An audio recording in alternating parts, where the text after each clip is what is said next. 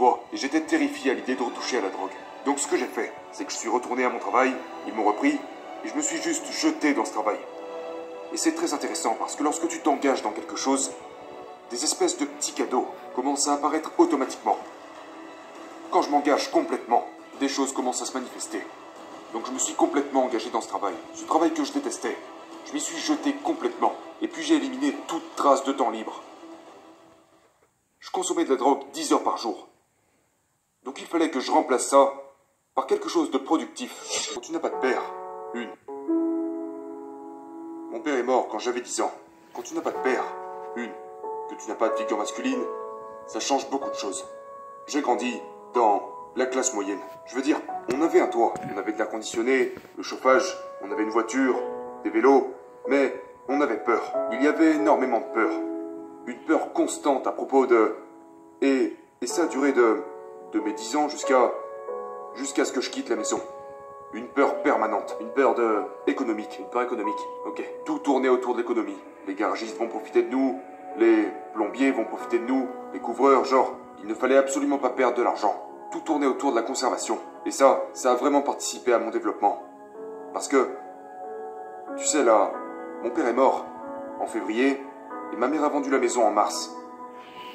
Donc on vivait dans cette belle maison, mon père était enfin pleinement entré dans la classe moyenne, peut-être même la classe moyenne supérieure, et 18 mois après avoir acheté sa maison de rêve, il est mort.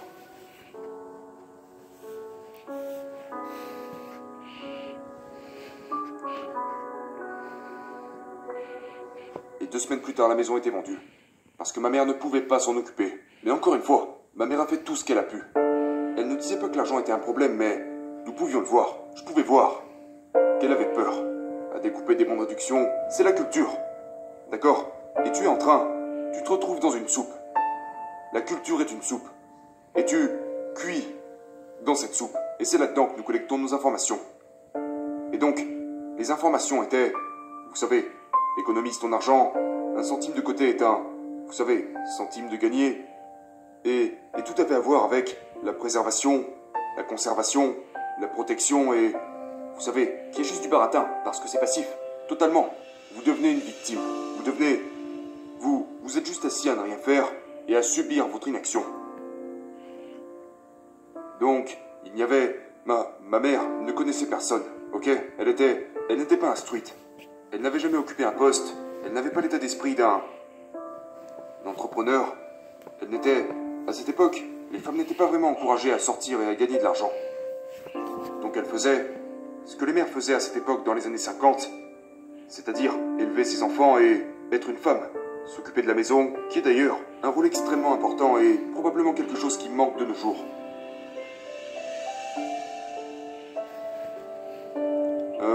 Mais elle nous donnait 3 repas par jour et à chaque repas on avait droit à des leçons de morale. Donc, elle faisait juste du mieux qu'elle pouvait. Mais d'un autre côté, à 10 ans, je voulais déjà être un homme. À 12 ans, je voulais être un adulte. Je voulais être un adulte depuis que j'avais 6 ans.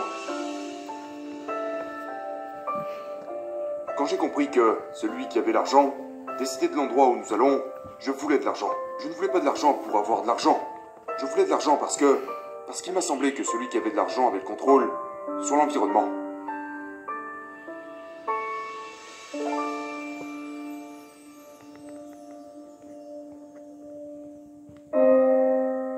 J'avais 16 ans quand j'ai fumé du cannabis pour la première fois.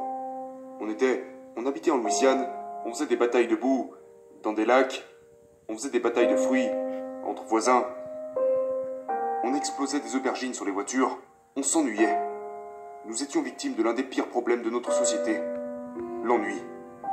Parce que quand les gens s'ennuient, ils deviennent problématiques. Pourquoi pensez-vous que c'était si attirant pour vous? Ce n'était pas attirant. Non. Je savais que j'allais le payer. Je me disais, c'est lamentable de faire ça. Je ne savais même pas pourquoi je le faisais, mais je savais que j'allais le regretter. Mais tu sais, mon frère le faisait, mes amis le faisaient, alors je l'ai fait aussi. La pression des pères était très forte. Tu sais, je ne voulais pas me retrouver seul. Donc, un jour j'ai fumé du cannabis, le lendemain j'ai recommencé, et puis très peu de temps après, je me suis retrouvé complètement accro à la drogue. Mais personne ne commence à prendre de la drogue en pensant qu'il va finir toxico. Et en l'espace de probablement 2 années, je me droguais tous les jours. Ok, pas seulement du cannabis. De tout. Ok. Je suis devenu un toxicomane à part entière. Et, je fumais, je prenais des pilules. Toutes les drogues. Il n'y avait pas genre, tu sais les gens, quelle est ta drogue préférée? Toutes les drogues. Tout ce qui pouvait modifier mon comportement. Tout ce qui pouvait combler mon ennui. Donc de 15 ans jusqu'à 25 ans, pendant 10 ans, 9 ans et demi, quelque chose comme ça, j'ai consommé de la drogue presque tous les jours. Emprunter ce chemin ne m'a pas du tout aidé à me trouver. Ce gars était toujours là.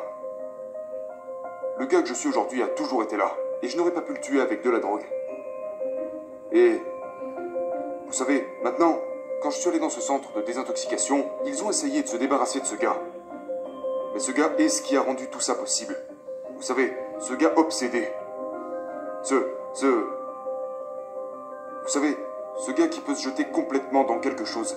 Comme la drogue au début de ma vie. Nous voulons ce gars. Nous le voulons parce que c'est ce gars qui fait bouger les choses. Ce gars est infatigable. On a besoin de ça. On a besoin de ça. Et la rééducation a voulu en quelque sorte s'en débarrasser, n'est-ce pas? Oui, parce qu'il pensait que cette partie de moi était le problème. Cette partie de moi n'était pas le problème. La drogue était le problème. Le manque d'estime de soi était le problème. L'ennui était le problème. L'ennui et la drogue qu'il vous faut éviter. Parce que c'est lorsque les gens s'ennuient qu'ils commencent à faire de mauvais choix. Typiquement, les gens ne deviennent pas accros à la drogue, ils deviennent des consommateurs d'ordures. Ils perdent leur temps.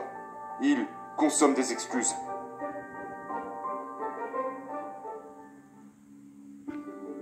Ma mère, vous savez, ma mère avait cette espèce de petit business en cours qu'elle essayait de gérer et de développer. Et un jour, j'ai toqué à sa porte. J'étais complètement bourré et elle m'a dit « Ça suffit. Ne remets plus les pieds ici. Tu n'es plus le bienvenu ici. Je veux plus te voir tant que tu ne t'es pas repris en main. » Et 30 jours plus tard, j'étais dans un centre de désintoxication. J'avais essayé, au moins 10 fois par jour, d'arrêter la drogue pendant 9 ans. Aujourd'hui, j'arrête. Et 5 minutes plus tard, j'avais recommencé. En fait, je développais l'habitude de dire « Ok, maintenant, j'arrête définitivement. C'est bon, c'est fini. » Et 1h30 plus tard, je me retrouvais à consommer de la drogue à nouveau. Donc, chaque jour, ce n'est pas seulement l'effet désastreux que la drogue a sur ton corps, c'est le nombre de fois où j'ai voulu arrêter pour finalement recommencer. Et au fur et à mesure, tu commences à perdre toute estime de soi. Mais donc, comment avez-vous retrouvé cette estime de soi? Vous êtes allé en cure? Je suis allé en cure. Et ils vous ont appris comment gérer mentalement le fait de rester à l'écart de la drogue? Je n'en suis pas si sûr. Je me demande si les centres de désintoxication ne sont pas juste... Vous savez, juste un problème supplémentaire. C'est-à-dire? Eh bien, je veux dire, j'imagine que l'intention est bonne, mais la plupart de ces centres aujourd'hui ne font que créer un autre type de toxicomane. Quand je suis allé là-bas, ils m'ont donné une sorte de médicament contre la drogue. Mais je veux dire, ils ne font que remplacer l'addiction à la drogue par l'addiction aux médicaments. Et puis ils vous disent, prenez ça, vous avez besoin de ce médicament. Vous êtes toxicomane, vous ne guérirez jamais. C'est une maladie que vous avez. Vous ne pourrez pas vous en remettre quoi qu'il arrive.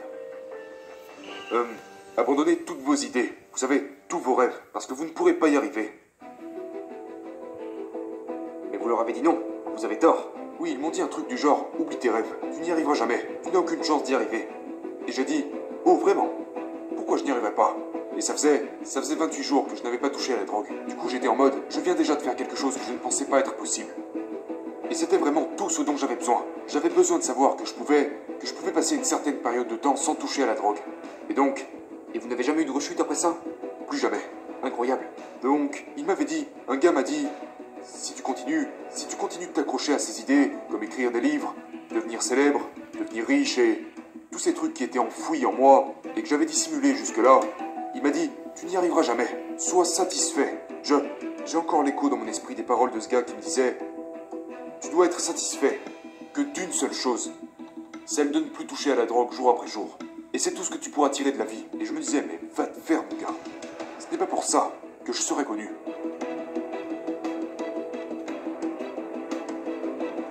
Et après ça, je me suis juste plongé dans le travail. J'ai transféré mon addiction dans le travail. Parce que j'avais besoin de quelque chose à faire. Et donc, je me suis dit, ok, je dois rester occupé. Le temps est mon ennemi. Le temps est mon problème.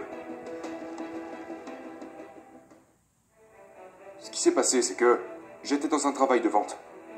J'étais allé à l'université et j'avais obtenu un diplôme en comptabilité. Parce que vous pensiez que ça vous apporterait des connaissances sur l'argent alors que pas du tout. Voilà, du coup, je me suis retrouvé dans un travail de vente. Je n'étais qu'un employé et je détestais ça. Donc, j'étais allé à ce centre de traitement, je suis revenu de ce centre et puis je me suis juste jeté dans ce travail. Parce que c'était la seule chose que j'avais à faire. J'avais si peu d'estime envers moi-même qu'il m'aurait été impossible de trouver un nouveau travail.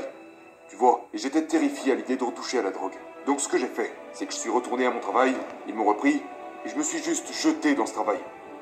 Et c'est très intéressant parce que lorsque tu t'engages dans quelque chose, des espèces de petits cadeaux commencent à apparaître automatiquement. C'est juste incroyable. Et c'est arrivé tout au long de ma carrière. Quand je m'engage complètement, des choses commencent à se manifester. Donc je me suis complètement engagé dans ce travail que je détestais. Je m'y suis jeté complètement, et puis j'ai éliminé toute trace de temps libre. Je consommais de la drogue 10 heures par jour. Donc il fallait que je remplace ça par quelque chose de productif. Je pense que le travail est un don de Dieu. Dites-nous en plus, parce que la plupart des gens voient ça comme une corvée. Ouais, quand j'entends les gens parler de travail, que je vois ce genre d'idée comme la semaine de 4 heures, l'idée que vous pouvez tout déléguer et que vous pouvez ne pas travailler, ça me fait rire. Vous n'aimez pas le concept de la semaine de 4 heures? C'est dégoûtant. Ça ne correspond pas à vos... C'est dégoûtant pour moi. Précisez. Je veux dire...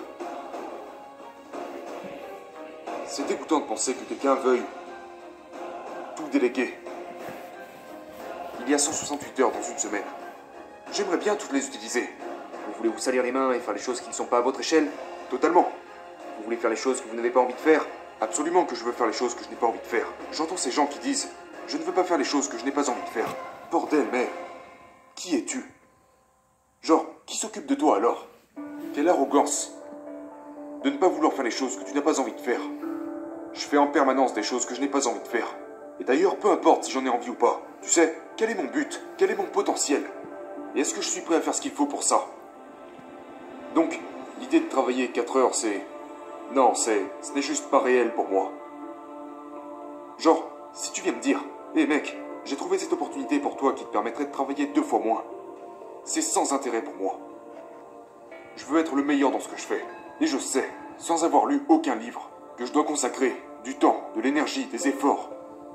Et puis, je dois taper des heures. Je dois être discipliné.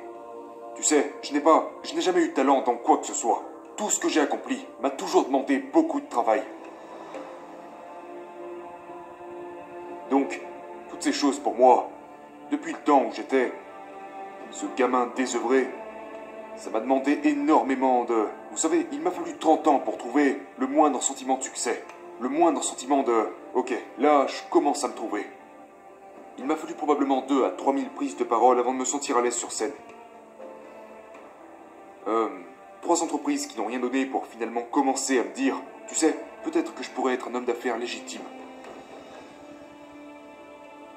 Maintenant, aujourd'hui j'en suis à 7 entreprises qui ont généré environ 150 millions de dollars cette année. Je vais probablement atteindre 1 milliard de dollars en immobilier d'ici quelques années. Et je commence tout juste à ressentir genre, tu sais quoi? Peut-être que j'y suis arrivé.